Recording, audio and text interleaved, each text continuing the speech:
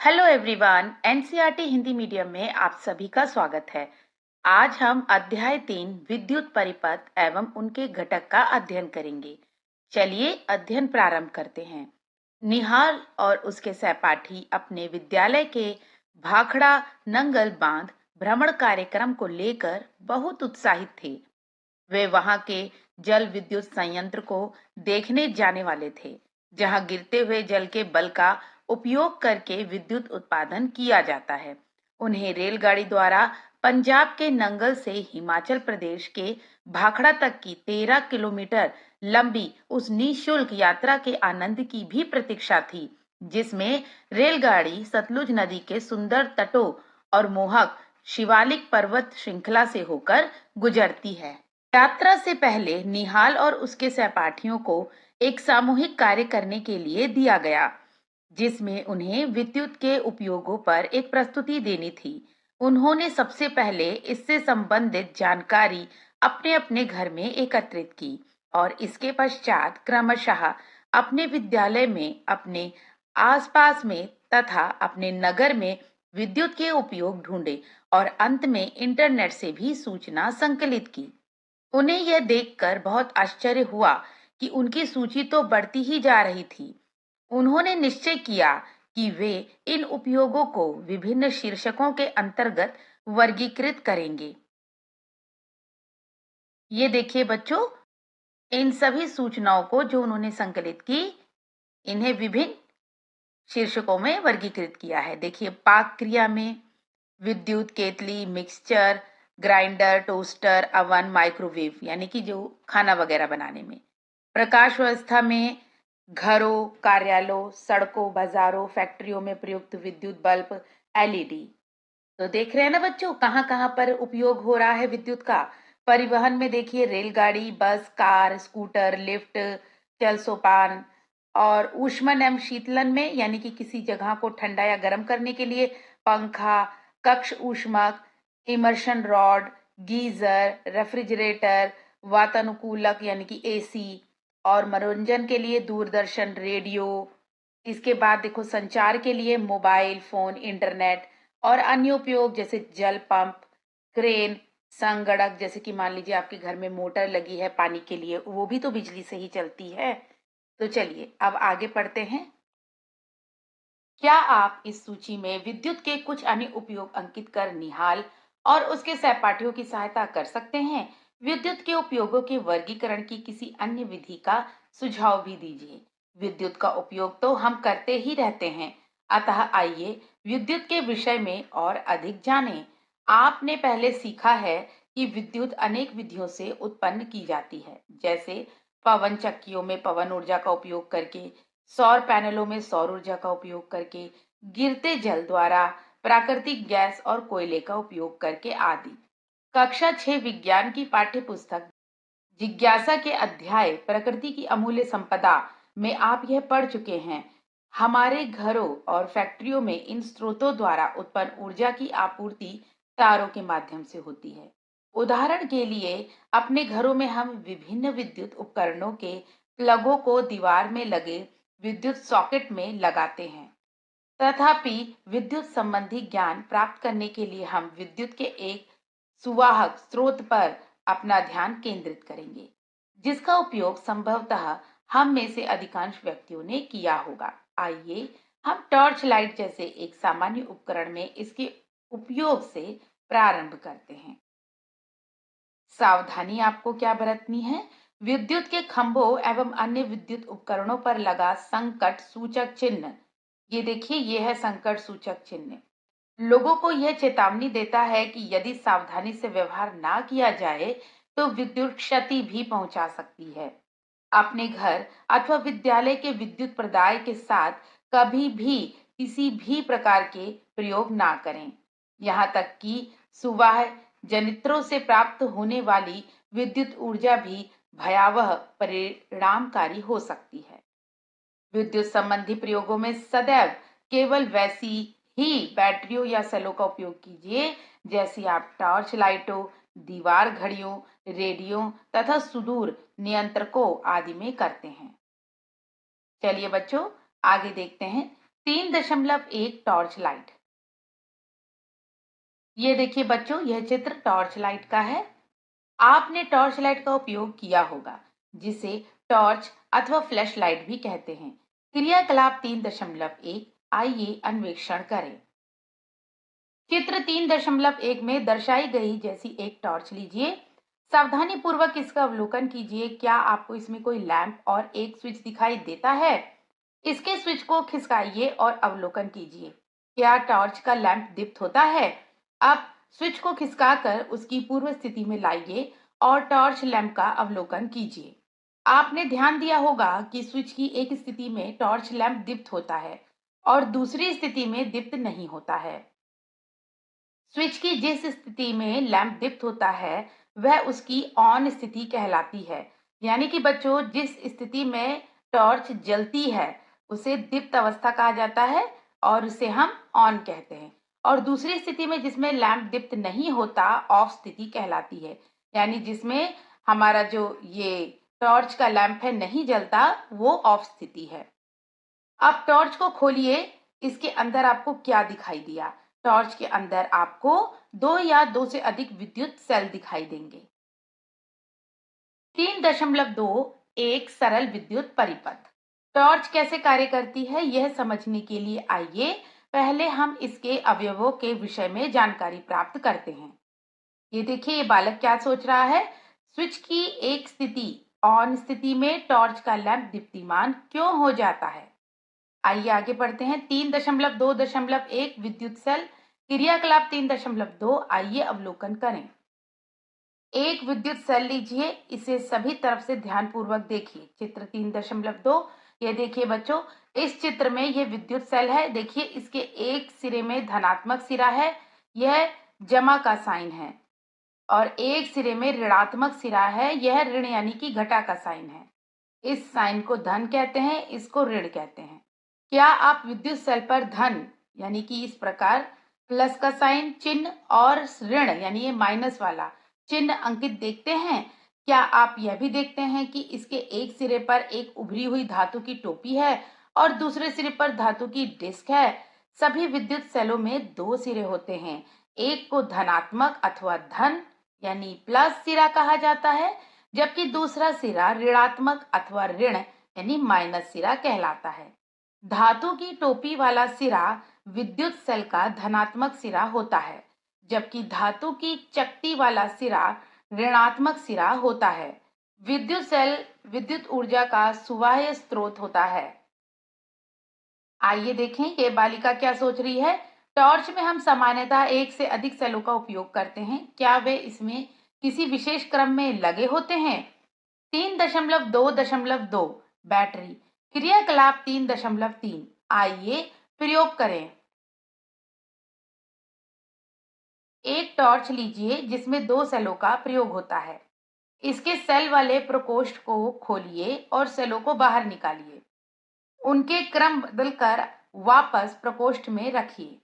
एक सेल की दिशा उलट करके भी प्रयोग दोहराइए। स्विच को खिसकाइए और जांचिए कि क्या प्रत्येक प्रकरण में इसका लैंप दीप्त होता है। ध्यान दीजिए कि जब लैंप दीप्त होता है तो टॉर्च में सेल किस क्रम में लगाए गए थे। जब सेल चित्र 3.3 में दर्शाए गए क्रम में लगाए गए तो लैंप दीप्त होता है। ये देखिए बच्चों, यह धन है, यह ऋण है, और इसी के साथ लगकर धन का सिरा है और इधर ऋण का। ध्यान दीजिए कि यहाँ इन सेलों के सिरों को किस प्रकार संयोजित किया गया है। यहाँ एक सेल का धनात्मक सिरा अपने सेल के ऋणात्मक सिरे से जुड़ा है। 2 या 2 से अधिक सेलों का इस प्रकार का संयोजन बैटरी कहलाता है। अनेक विद्युत उपकरणों के लिए हमें एक से अधिक सेलों की आवश्यकता हो सकती है। अतः हम 2 या 2 से अधिक सेलों का चित्र 3.3 में दर्शाए अनुसार जोड़ते हैं। ये देखो बच्चों, एक से अधिक सेलों को जोड़ने से परिपथ में ऊर्जा अधिक लंबे समय तक तथा या अथवा अधिक परिमाण में प्राप्त की जा सकती है। आइए बच्चों, रोचक तथ्य को पढ़ते हैं। बैटरी शब्द का उपयोग एकल सेल के लिए भी किया जाता है। हमारे मोबाइल फोन को ऊर्जा प्रदान करने वाले एकल सेल को भी हम बैटरी ही कहते हैं। 3.2.3 विद्युत लैंप। ताप दीप्त लैंप क्रियाकलाप 3.2 आइए अवलोकन करें। इस क्रियाकलाप के लिए आपको एक ताप दीप्त लैंप अथवा प्रकाश बल्ब युक्त टॉर्च लाइट की आवश्यकता होगी। अनेक पुरानी टॉर्च लाइटों में भी इस प्रकार के लैंपों का उपयोग होता है। अपने शिक्षक की सहायता से सुनिश्चित कीजिए कि आपकी टॉर्च में ताप दीप्त प्रकार का लैंप लगा है। बच्चों, यह देखिए किसी टॉर्च में प्रयुक्त छोटा ताप दीप्त लैंप। यह देख रहे हैं आप, यह कांच का बल्ब है, इसके अंदर ये तंतु है, यह मोटा तार है, ये देखिए मोटा तार, और यहाँ पे विद्युत रोधी आधार है। यह धातु का आवरण है, ये दूसरा सिरा, ये विद्युत रोधी है, ये धातु की नोक का एक सिरा है। चलिए आगे बढ़ते हैं। टॉर्च लीजिए और इसके लैंप का ध्यान से निरीक्षण कीजिए। आप क्या देखते हैं? क्या आपको कांच के बल्ब के मध्य में लगा एक पतला तार दिखाई देता है? अब टॉर्च का स्विच ऑन कीजिए। लैंप का कौन सा भाग दीप्त होता है? लैंप के कांच के बल्ब के अंदर लगा पतला तार दीप्त होता है। यह दीप्तिमान पतला तार बल्ब का तंतु कहलाता है। अपने शिक्षक की सहायता से लैंप को टॉर्च से बाहर निकालिए और इसका सभी तरफ से निरीक्षण कीजिए। तंतु को बल्ब में किस प्रकार लगाया गया है? तंतु दो अपेक्षाकृत मोटे तारों से जुड़ा है जो इसे आधार प्रदान करते हैं। जैसा कि चित्र 3.4 का में दर्शाया गया है, एक मोटा तार लैंप के आधार पर लगे धातु के आवरण से जुड़ा है, जबकि दूसरा तार आधार के केंद्र पर लगी धातु की नोक से जुड़ा है। चित्र 3.4 खा, ये देखिए ये वाला चित्र, ये तार लैंप के दो टर्मिनल बनाते हैं। ये इस प्रकार लगाए गए होते हैं कि एक दूसरे के संपर्क में ना आए। इस प्रकार के ताप दीप्त लैंपों में तंतु गर्म हो जाता है और प्रकाश उत्सर्जित करने लगता है। देखिए ये बालक क्या कह रहा है, किंतु मेरी टॉर्च में एक भिन्न प्रकार का लैंप लगा है। वास्तव में इसको टॉर्च से बाहर नहीं निकाला जा सकता क्योंकि यह इसमें स्थिर कर दिया गया है। आइए बच्चों आगे देखते हैं। LED lamp. आजकल उपयोग की जा रही अनेक टॉर्चों में ताप दीप्त लैंप के स्थान पर प्रकाश उत्सर्जक डायोड, लाइट एमिटिंग डायोड यानी एलईडी, ये एलईडी की फुल फॉर्म है, लाइट एमिटिंग डायोड, लैंपों को लगाया जा रहा है, जैसा कि चित्र 3.5 में दर्शाया गया है। ये देखिए बच्चों, यह है एलईडी। आगे चलते हैं। क्रियाकलाप 3.5 आइए अवलोकन करें।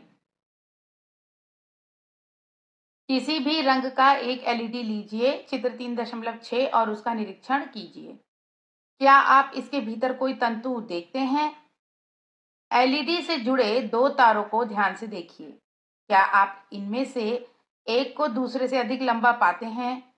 ताप दीप्त लैंपों के विपरीत एलईडी में तंतु नहीं होते हैं। चित्र 3.6, इनमें भी दो टर्मिनल होते हैं जिनमें लंबे तार वाला टर्मिनल धनात्मक होता है और छोटे तार वाला टर्मिनल ऋणात्मक होता है। किसी किसी टॉर्च के लैंप में एक से अधिक एलईडी का भी प्रयोग हो सकता है तथा कभी कभी ये अलग अलग आकृतियों के भी हो सकते हैं। विद्युत सेल, बैटरी एवं लैंपों के विषय में जानकारी प्राप्त कर लेने के पश्चात अब हम किसी सेल या बैटरी का उपयोग करके टॉर्च के लैंप को दीप्तिमान करने के लिए तैयार हैं। 3.2.4 विद्युत सेल और बैटरी का उपयोग करके किसी विद्युत लैंप को दीप्तिमान करना। क्रियाकलाप 3.6 आइए निर्माण करें। एक विद्युत सेल टॉर्च के लिए एक ताप दीप्त लैंप, एक सेल धारक, एक लैंप धारक और विद्युत तार के 4 टुकड़े लीजिए। प्रत्येक तार के टुकड़े के दोनों सिरों से लगभग 1 सेंटीमीटर प्लास्टिक का आवरण हटा दीजिए जिससे धातु का तार दिखाई देने लगे। चित्र 3.7 का में दर्शाए अनुसार सेल धारक के दो सिरों से दो तार के टुकड़े जोड़िए। ये देखो बच्चों, ये चित्र है, ये स्प्रिंग लगी है, ये देखिए दो तार के टुकड़े जोड़े गए हैं। यहाँ देखते हैं इस चित्र में क्या दर्शाया है। का में एक विद्युत सेल धारक जिससे दो तार जुड़े हैं, खा में सेल धारक के अंदर लगा विद्युत सेल और ग में विद्युत टेप की सहायता से विद्युत सेल से जोड़े गए तार। सेल को इसके धारक में इस प्रकार लगाइए कि इसका ऋणात्मक टर्मिनल धारक के स्प्रिंग वाले सिरे की ओर रहे। चित्र 3.7 खा। यदि सेल धारक उपलब्ध न हो तो दो तारों के सिरों को सेल के दोनों टर्मिनलों पर विद्युत टेप की सहायता से जोड़ दीजिए। चित्र 3.7 ग। चित्र 3.8 क में दर्शाए अनुसार दो तारों को लैंप धारक के पेंचों से जोड़िए। लैंप को घुमा घुमाकर धारक में बैठा दीजिए। चित्र 3.8 खा। यदि लैंप धारक उपलब्ध ना हो तो इन दो तारों को लैंप के सिरों से जोड़ने के लिए विद्युत टेप का उपयोग कीजिए। चित्र 3.8 गा की भांति। आइए बच्चों आगे देखते हैं। ये देखिए क ख ग ये बना हुआ है। यहाँ पे देखिए क एक विद्युत लैंप धारक जिससे तार जुड़े हैं। ख लैंप धारक में लगा तापदीप्त लैंप, ये देखिए। ग तापदीप्त लैंप में विद्युत टेप की सहायता से जुड़े तार, ये देखिए। ठीक है बच्चों, अब आगे देखते हैं। अब हम लैंप को दीप्तिमान करने के लिए इसे सेल के साथ संयोजित करने के लिए तैयार हैं। अब हम इस क्रियाकलाप को दो चरणों में करेंगे, पूर्वानुमान लगाना और अवलोकन करना। सेल और लैंप जोड़ने के लिए कुछ तरीके तालिका 3.1 में दर्शाए गए हैं।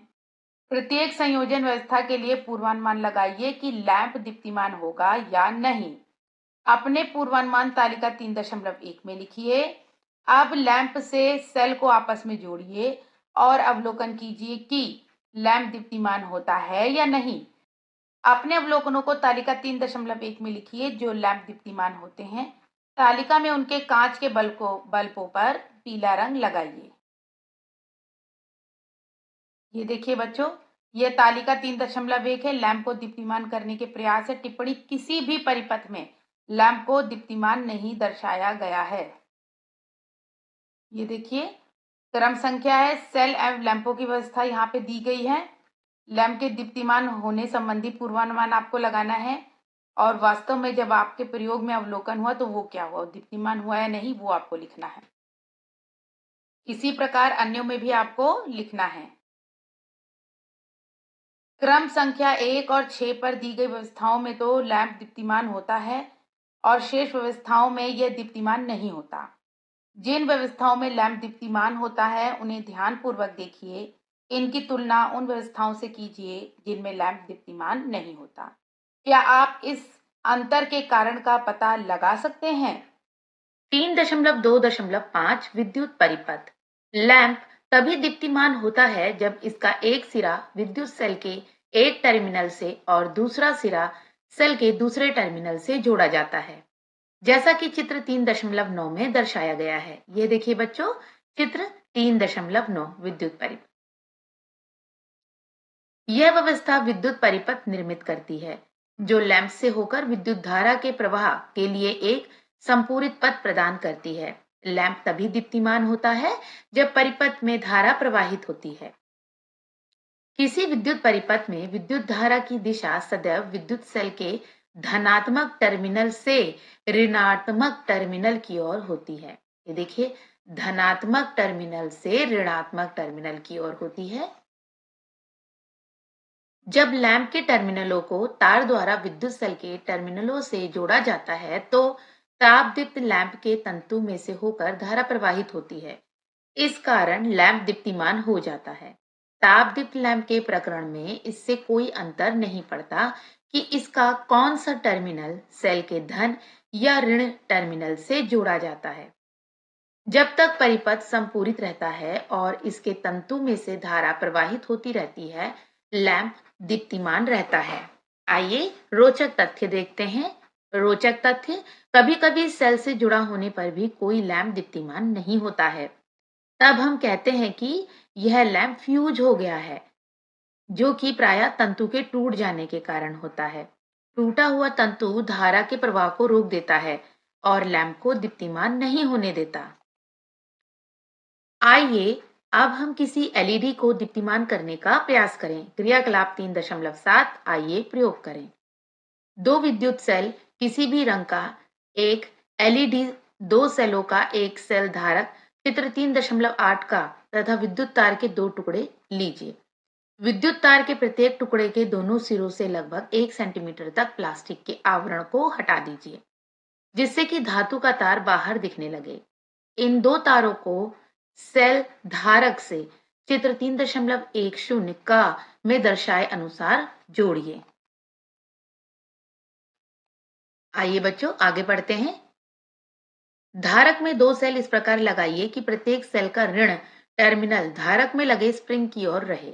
चित्र 3.10 खा अब आपकी बैटरी प्रयोग के लिए तैयार है। आप ये कैसे सुनिश्चित करेंगे कि इस बैटरी का धन टर्मिनल कौन सा है? धारक का वह सिरा जो पहले सेल के धनात्मक टर्मिनल से जुड़ा है वह धन टर्मिनल है, और इसका वह सिरा जो दूसरे सेल के ऋणात्मक टर्मिनल से जुड़ा है वह ऋण टर्मिनल है।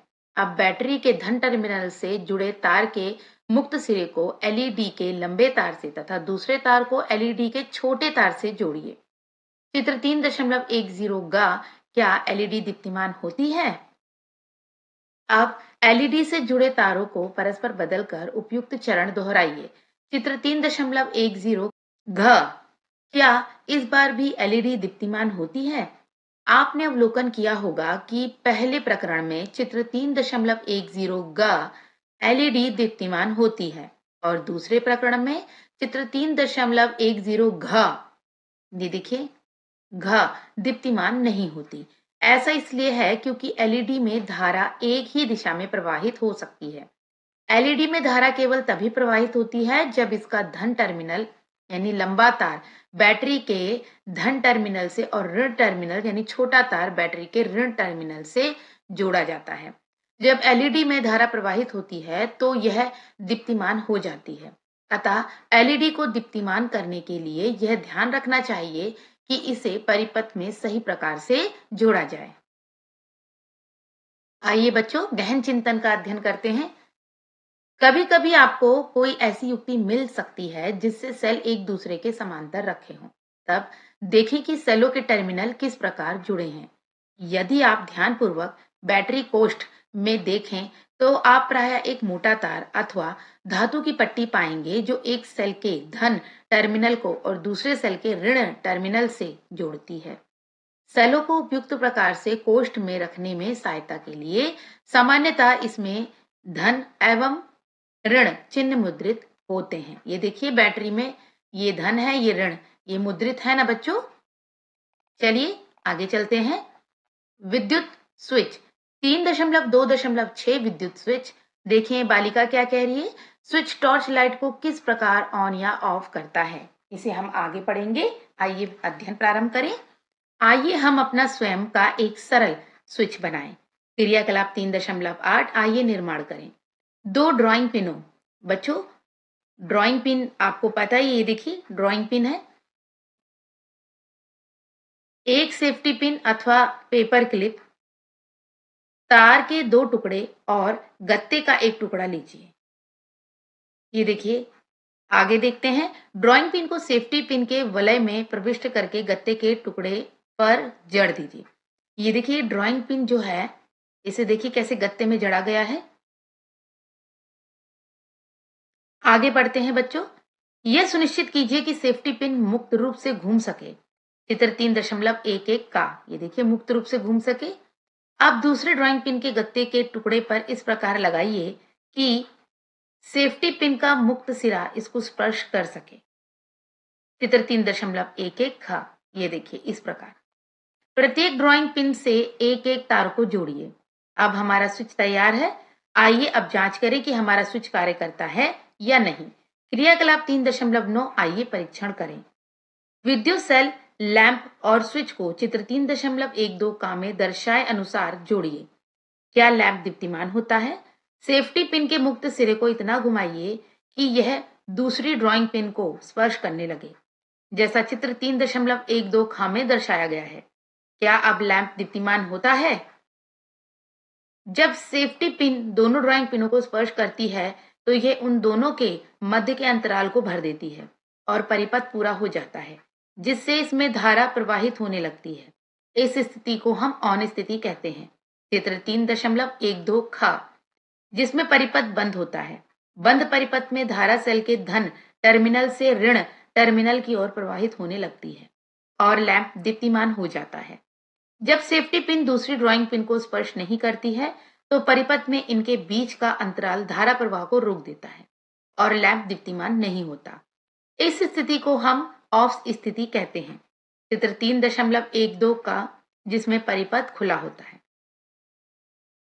ध्यान दीजिए कि स्विच को आप परिपथ में कहीं भी लगा सकते हैं। स्विच एक ऐसी सरल युक्ति है जो या तो परिपथ को पूर्ण करती है या फिर भंग करती है। घर में प्रकाश व्यवस्था अथवा अन्य युक्ति के लिए उपयोग में आने वाले स्विच भी इसी ढंग से कार्य करते हैं, यद्यपि उनको अलग प्रकार से डिजाइन किया जाता है। आइए बच्चों, आगे पढ़ते हैं। 3.3 परिपथ आरेख। ये देखिए बालक क्या कह रहा है, क्या हम परिपथ को अपेक्षाकृत अधिक सरल ढंग से निरूपित कर सकते हैं? विद्युत परिपथ के विभिन्न घटकों को तालिका 3.2 में दर्शाए गए प्रतीकों द्वारा निरूपित किया जा सकता है। तालिका 3.2 विद्युत परिपथ के घटक एवं उनके प्रतीक। क्रम संख्या है बच्चों ये है विद्युत परिपथ के घटकों के नाम एवं उनके वास्तविक चित्र, और ये है प्रतीक। आप ध्यान से देखिए, नंबर 1 में विद्युत सेल है ये, और ये इसका प्रतीक है। ये देखिए विद्युत सेल का इस प्रकार प्रतीक है। Number 2 battery. अब यहाँ पर 2 देखिए बैटरी लगी है, ये धन है, ये ऋण है, ये धन है, ये ऋण है। अब इसका प्रतीक देखिए कैसे है। उसके बाद विद्युत लैंप है और ये लैंप का प्रतीक है। आगे देखिए नंबर 4 में प्रकाश उत्सर्जक डायोड यानी एलईडी, यह एलईडी का प्रतीक है। आप देख रहे होंगे। आगे नंबर 5 ऑन स्थिति में स्विच ऐसे रहेगा ऑन, ऑफ स्थिति में स्विच इस प्रकार रहेगा। ये तार है। विद्युत सेल के प्रतीक में लंबा रेखाखंड धनात्मक टर्मिनल को, जबकि छोटा रेखाखंड ऋणात्मक टर्मिनल को निरूपित करता है। चित्र 3.13 का। एलईडी के प्रतीक में त्रिभुज उस दिशा की ओर इंगित करता है जिस ओर धारा प्रवाहित हो सकती है। बच्चों, यह त्रिभुज जिस ओर अंकित कर रहा है यानी इंगित कर रहा है, उसी ओर धारा प्रवाह होगी। तीर के 2 चिन्ह एलईडी से प्रकाश उत्सर्जन के घोतक हैं। ये प्रकाश उत्सर्जन हो रहा है। चित्र 3.13 का यही है। विद्युत घटकों को निरूपित करने के लिए प्रतीकों का उपयोग करने से विद्युत परिपथों के आरेख बनाना और उनको समझना सरल हो जाता है। प्रतीकों का उपयोग करके बनाए गए किसी विद्युत परिपथ के चित्र को इसका परिपथ आरेख कहते हैं। आगे चलते हैं। गहन चिंतन। International electrotechnical commission IEC, American national standard institute ANSI एवं institute of electrical and electronic engineers IEEE जैसे अंतरराष्ट्रीय संगठन विद्युत उपकरणों के लिए मानक प्रतीक निर्धारित करते हैं। समस्त विश्व में समान प्रतीकों का उपयोग होने से विभिन्न देशों और उद्योगों के व्यक्तियों को एक दूसरे की बात सरलता से समझने में सहायता मिलती है। क्रियाकलाप 3.10 आइए आरेख बनाएं। तालिका 3.2 में दर्शाए गए प्रतीकों का उपयोग करके चित्र 3.12 का एवं चित्र 3.10 गा में दिए गए विद्युत परिपथों के परिपथ आरेख बनाइए। क्या आपके द्वारा बनाए गए परिपथ आरेख क्रमशः 3.14 का एवं चित्र 3.14 खा में दर्शाए गए आरेखों के समान है? ये देखिए बच्चों, ये एलईडी है, ये बैटरी है, ये देखिए ये बैटरी लगी है, ये बल्ब है। आगे चलते हैं। 3.4 विद्युत चालक एवं विद्युत रोधी। विद्युत परिपथ बनाने में हमने धातु के तारों का ही उपयोग क्यों किया? क्या हम संयोजित तारों के लिए कुछ अन्य पदार्थों का उपयोग भी कर सकते हैं? यह बालिका पूछ रही है। आगे चलते हैं। और विद्युत तारों पर प्लास्टिक अथवा रबड़ का ही आवरण क्यों चढ़ाया जाता है? अब बच्चों, ये इसलिए चढ़ाया जाता है ताकि आपको करंट ना लग जाए। आगे चलते हैं। मान लीजिए कि हम धातु के अतिरिक्त किसी अन्य पदार्थ के विद्युत तार बनाते हैं और उनका उपयोग विद्युत परिपथ बनाने के लिए करते हैं। आपके विचार से क्या ऐसे परिपथ में उन पदार्थों से होकर विद्युत धारा प्रवाहित होगी? क्रियाकलाप 3.11 आइए पहचाने। एक विद्युत सेल और एक लैंप को चित्र 3.15 का में दर्शाए अनुसार इस प्रकार जोड़िए कि तार के 2 सिरे मुक्त रहें। तारों के दोनों मुक्त सिरों को क्षण भर के लिए परस्पर स्पर्श कराइए। क्या लैंप दीप्तिमान होता है? यदि हाँ, तो हमारा परीक्षण यंत्र उपयोग के लिए तैयार है। हम इस परीक्षण यंत्र का उपयोग उन पदार्थों को पहचानने के लिए कर सकते हैं जिनमें से होकर विद्युत धारा प्रवाहित हो सकती है। विभिन्न पदार्थों की बनी वस्तुएं एकत्रित कीजिए, जैसे धातु की चम्मचें, सिक्के, कॉर्क, रबड़, कांच, चाबियां, पेन, प्लास्टिक का मापक, लकड़ी का टुकड़ा, एल्यूमीनियम, वर्णिका, मोमबत्ती, सिलाई की सुई, गत्ता, कागज तथा पेंसिल की लीड। अपने परीक्षण यंत्र के मुक्त तारों के दोनों सिरों को आपके द्वारा एकत्रित की गई प्रत्येक वस्तु के दो सिरों से स्पर्श कराइए। 3.15 खा ये सुनिश्चित कीजिए कि तार परस्पर संपर्क में ना आए। क्या लैंप प्रत्येक प्रकरण में दीप्तिमान होता है? अपने अवलोकनों को तालिका 3.3 में लिखिए। आइए बच्चों, ये तालिका देखें। तालिका 3.3 विद्युत चालकों एवं विद्युत रोधियों को पहचानना। विद्युत चालक वे होते हैं जिनमें से विद्युत प्रवाहित हो सकती है और विद्युत रोधी होते हैं जिनमें से प्रवाहित नहीं हो सकती। क्रम संख्या देखिए, छड़ी, वस्तु छड़ी है। पदार्थ का नाम जिससे वस्तु बनी है वो है लकड़ी। तो लैंप दीप्तिमान होगा? नहीं। क्यों? क्योंकि ये विद्युत रोधी है। आगे है पैमाना यानी प्लास्टिक। प्लास्टिक में लैंप दीप्तिमान होगा? नहीं, क्योंकि ये भी विद्युत रोधी है। इसी प्रकार अन्यों का आपको लिखना है। चलिए आगे चलते हैं। आपने अवलोकन का विश्लेषण कीजिए। क्या लैंप सभी पदार्थों के लिए दीप्तिमान होता है? लैंप केवल कुछ ही पदार्थों के लिए दीप्तिमान होता है। इसका तात्पर्य यह है कि विद्युत धारा कुछ पदार्थों में से सरलता से प्रवाहित हो जाती है, किंतु कुछ अन्य पदार्थों में से होकर प्रवाहित नहीं होती। जिन पदार्थों में से विद्युत धारा सरलता से प्रवाहित होती है वे विद्युत के चालक अथवा सुचालक कहलाते हैं। जिन पदार्थों में से विद्युत धारा प्रवाहित नहीं हो सकती वे विद्युत रोधी अथवा विद्युत के कुचालक कहलाते हैं। तालिका 3.3 में आपके द्वारा अभिलेखित अवलोकनों के आधार पर निष्कर्ष निकालिए कि कौन से पदार्थ विद्युत के चालक हैं तथा कौन से विद्युत के विद्युत रोधी हैं। तालिका 3.3 में इन्हें लिखिए। तालिका 3.3 के अपने निष्कर्षों से आपने ये स्पष्ट अनुभव किया होगा कि धातु विद्युत के चालक होते हैं और इसलिए इनका उपयोग विद्युत तार बनाने के लिए किया जाता है। आइए गहन चिंतन का अध्ययन करें। चांदी, तांबा, सोना विद्युत के सर्वोत्तम चालक है। बच्चों, इस पंक्ति को आप दोबारा पढ़िए, ये बहुत महत्वपूर्ण है। चांदी, तांबा और सोना विद्युत के सर्वोत्तम चालक है। तथापि विद्युत तार बनाने के लिए मुख्यतः तांबे का उपयोग इसकी कम लागत और प्रचुर मात्रा में उपलब्धता के कारण किया जाता है। क्योंकि बच्चों, तांबा जो होता है वो सस्ता होता है और चांदी और सोना ये बहुत महंगे पदार्थ है। अगर हम इनसे बनाएंगे तो आम नागरिक, जो भी आम लोग हैं, वे इसको खरीद नहीं सकते हैं। तो इसीलिए तांबे की उपलब्धता है और ये सस्ता भी होता है, इसीलिए तांबे का उपयोग किया जाता है। विभिन्न उपयोगों के लिए भिन्न भिन्न प्रकार के विद्युत तार प्रयोग में लाए जाते हैं। आइए आगे चलते हैं। तालिका 3.3 से आपने यह भी जान लिया होगा कि प्लास्टिक और रबड़ विद्युत रोधी पदार्थ हैं। क्या अब आप ये समझ गए हैं कि धातु के तारों पर इन पदार्थों के आवरण क्यों चढ़ाए जाते हैं? चालकों और विद्युत रोधियों दोनों का अपना अपना महत्व है। विद्युत तार स्विच, प्लगों एवं सॉकेटों के संयोजी भाग चालकों के बने होते हैं। रबड़, प्लास्टिक एवं चीनी मिट्टी जैसे विद्युत रोधी पदार्थों का उपयोग व्यक्तियों को विद्युत आघात से बचाने के लिए तारों, प्लगों एवं स्विचों के आवरण बनाने में किया जाता है। अब बच्चों, आपको कुछ सावधानी बरतनी है। हमारा शरीर विद्युत का चालक है। हमारे शरीर में से प्रवाहित होने वाली विद्युत धारा गंभीर क्षति का, यहाँ तक कि मृत्यु का भी कारण बन सकती है। विद्युत उपकरणों का उपयोग सदैव सावधानी पूर्वक कीजिए। किसी भी प्लग या स्विच को गीले हाथों से ना छुएं। विद्युत उपकरणों का उपयोग गीले स्थानों पर ना करें और जिन उपकरणों का विद्युत रोधन क्षतिग्रस्त हो गया हो या वे प्लग जो टूटे हुए हों उनको उपयोग में ना लाएं। आइए गहन चिंतन देखते हैं।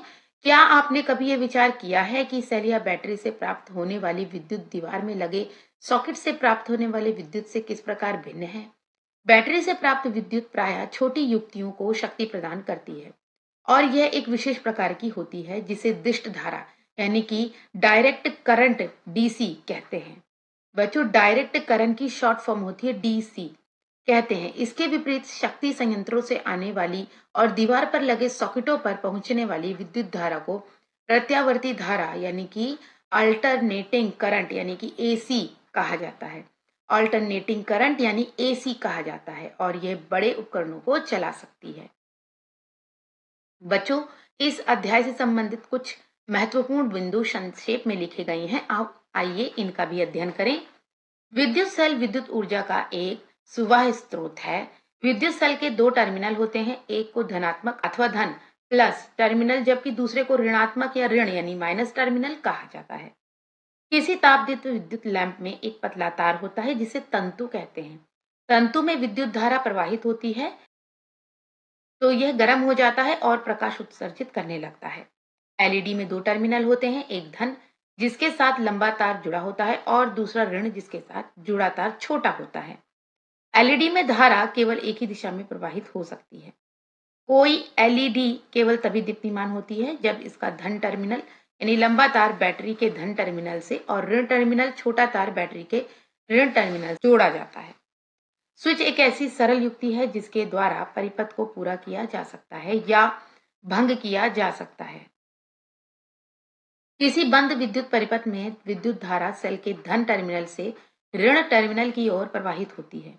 किसी विद्युत परिपथ का प्रतीकों के उपयोग से बनाया गया चित्र परिपथ आरेख कहलाता है। वे पदार्थ जिनमें से होकर विद्युत धारा सरलता से प्रवाहित हो जाती है वे विद्युत के चालक अथवा सुचालक कहलाते हैं। वे पदार्थ जिनमें से होकर विद्युत धारा प्रवाहित नहीं हो सकती है वे विद्युत के कुचालक अथवा विद्युत रोधी कहलाते हैं। तो बच्चों, इस प्रकार हमने ये अध्याय समाप्त किया।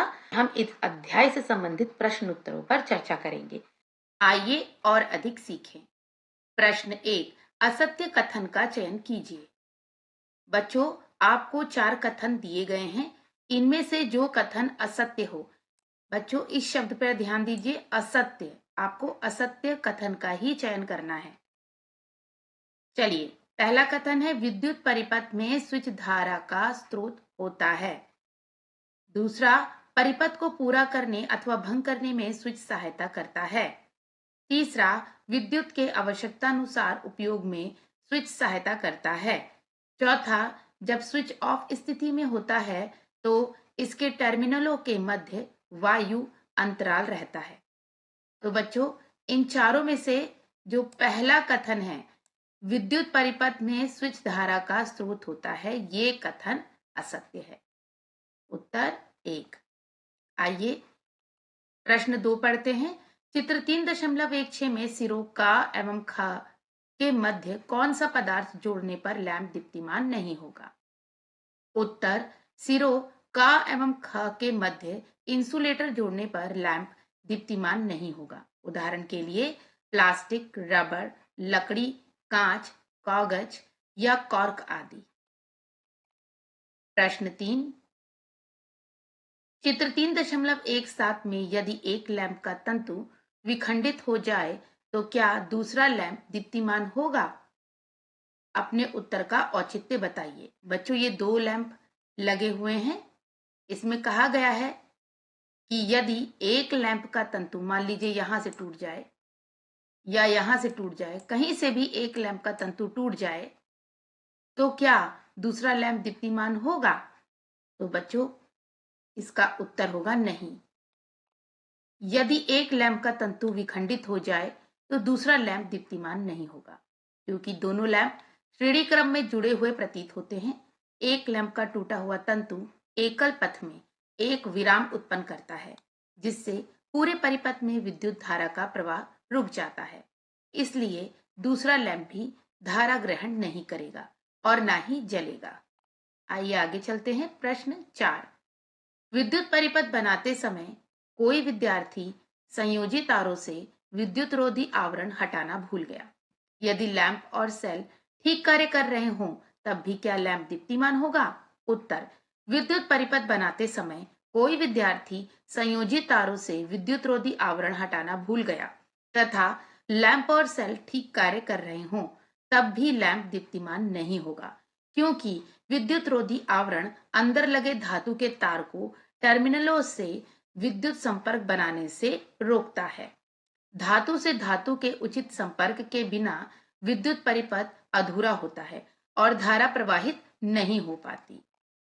प्रश्न 5, विद्युत परिपथ के घटकों के प्रतीकों का उपयोग करके एक साधारण टॉर्च का परिपथ आरेख बनाइए।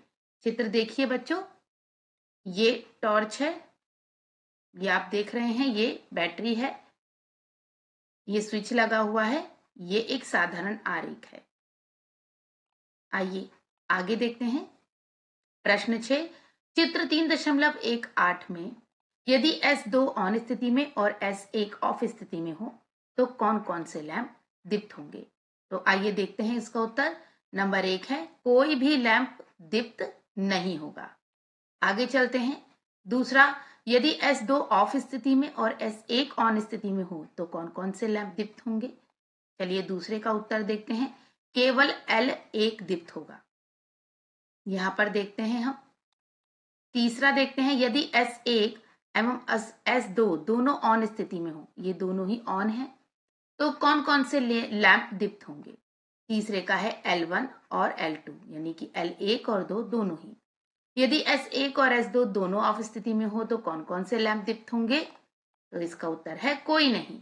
चलिए प्रश्न 7, एक विद्यार्थी ने चित्र 3.19 में दर्शाए अनुसार विद्युत परिपथ संयोजित किया। परिपथ को बंद करने के बाद भी लैंप दीप्तिमान नहीं हुआ। इसके क्या संभावित कारण हो सकते हैं? इस दोषपूर्ण प्रचालन के लिए अधिक से अधिक कारणों की सूची बनाइए। लैंप के दीप्तिमान ना होने के कारण का पता लगाने के लिए आप क्या करेंगे? उत्तर है कारण। देखिए पहले कारण देखते हैं।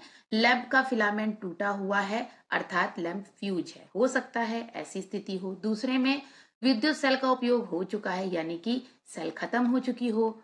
तारों और घटकों के बीच कनेक्शन ढीले हैं, जिस कारण उचित संपर्क नहीं बन रहा। बच्चों, हो सकता है तारें ढीली हों, जिस वजह से ढंग से संपर्क नहीं बन रहा।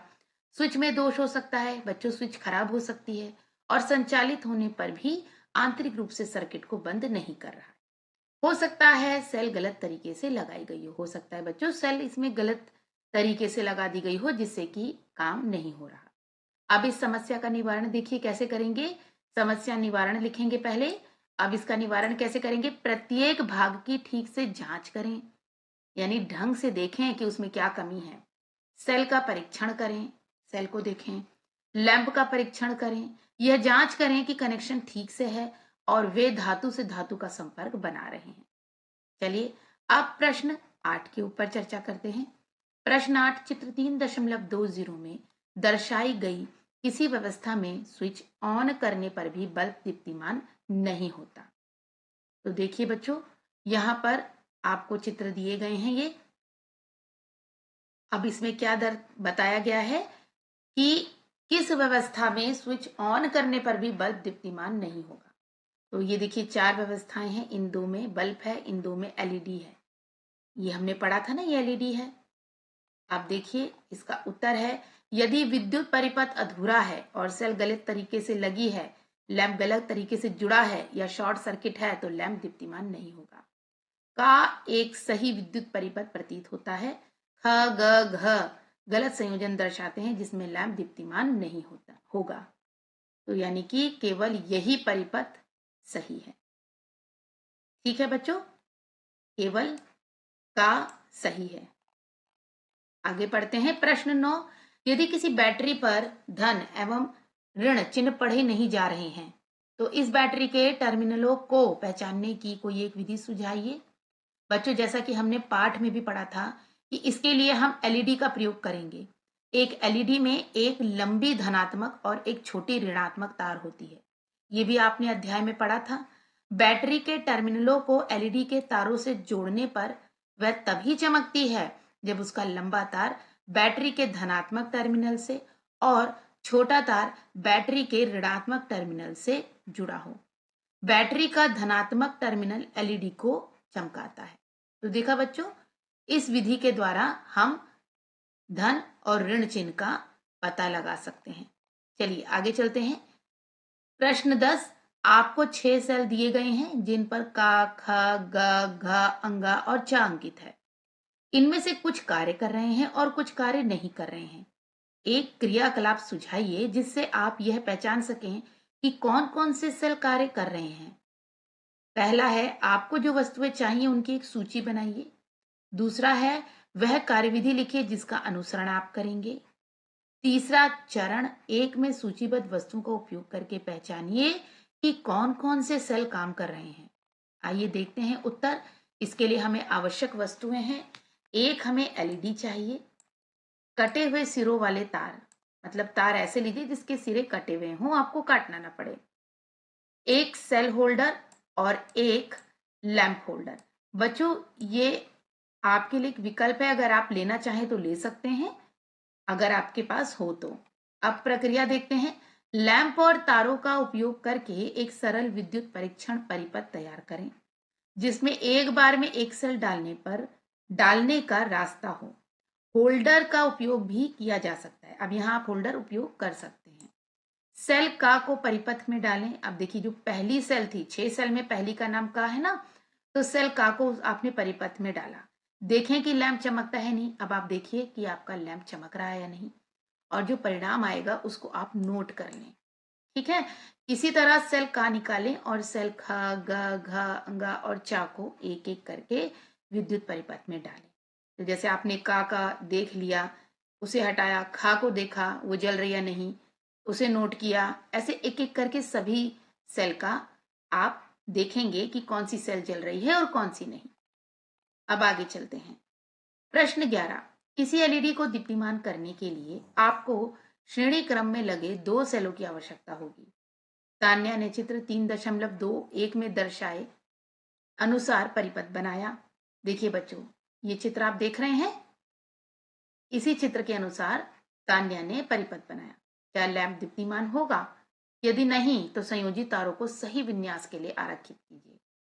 तो देखिए, अब आप इसको ध्यान से देखिए, क्या यह दीप्तिमान होगा?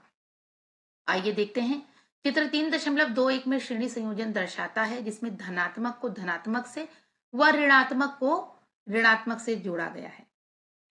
तो इसमें क्या है कि श्रेणी के सेलों के श्रेणी क्रम में सही ढंग से कार्य करने के लिए एक सेल का धनात्मक टर्मिनल अगले सेल के ऋणात्मक टर्मिनल से जुड़ा होना चाहिए। अब बच्चों, यहाँ पे ध्यान से देखिए, धनात्मक को धनात्मक से, ये देखिए धनात्मक धनात्मक ऋणात्मक ऋणात्मक है। देख रहे हैं आप? अतः हम श्रेणी क्रम में सुधार करेंगे कि एक सेल का धनात्मक टर्मिनल अगले सेल के ऋणात्मक टर्मिनल से चित्रानुसार जुड़े। देखिए, इस प्रकार आप इसमें सुधार करेंगे। तो आपको इस प्रकार चित्र भी बनाना पड़ेगा, सही चित्र आप बनाएंगे। तो बच्चों, इस प्रकार हमने इस अध्याय से संबंधित प्रश्न उत्तर पर चर्चा की। मिलते हैं नेक्स्ट वीडियो में। Good bye everyone.